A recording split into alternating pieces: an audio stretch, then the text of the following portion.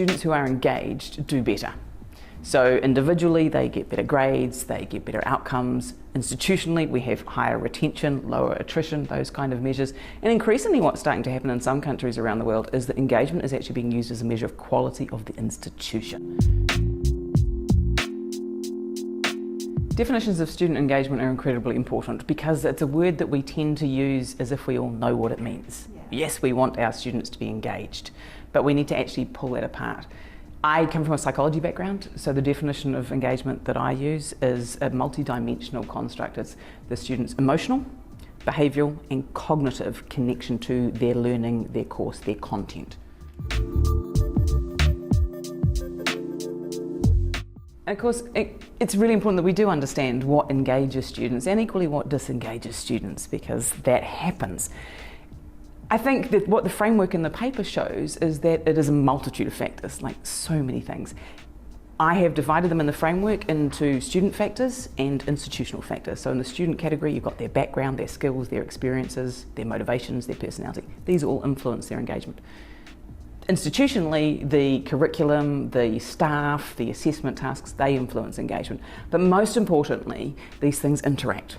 So I use this idea of an educational interface, which is this point of intersection between student and institution and staff. And that's where engagement occurs. So each of these things influence engagement in interaction with each other. So it's not enough just to be a good teacher. Your teaching style has to actually match my preferences for a certain teaching style for me to be engaged by it.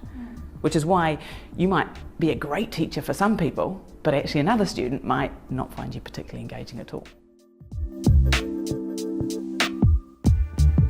When we did this paper, we realised that in the literature there are a whole lot of other aspects of the student experience that lead to engagement or disengagement that are an intersection between student and institutional staff. And so the four that we identified from the literature are self-efficacy, emotions, well-being and belonging. And these are all things that we know are important for the student experience. We want our students to feel they belong. We want them to have a high self-efficacy. What the framework argues is that a student's belonging, for example, it's not something I carry with me as a student. It depends on me and it depends on the environment that I'm in. But the beauty of the framework is that what it points out is the reason that's important, that I as a student feel belonging, is because we now know, we understand that belonging influences engagement. So because I feel like I belong, I'm more likely to turn up to class. That's my behavioural engagement. Because I feel like I belong, it's easier for me to learn because I'm feeling emotionally comfortable in the classroom. So the framework is starting to show some of these mechanisms by which we can use as triggers to actually help engage students.